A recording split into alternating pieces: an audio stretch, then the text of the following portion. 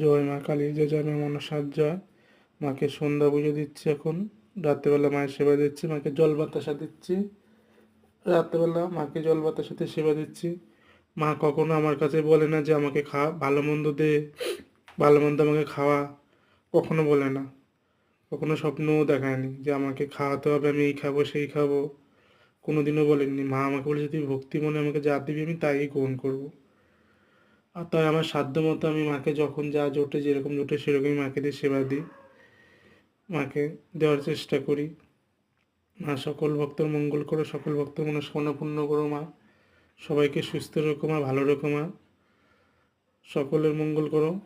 আপনারা যদি আসতে চান, যদি মায়ের মন্দিরে যদি মনে করেন মায়ের কাছে পুজো দিতে আসবেন, আসতে পারেন অবশ্য।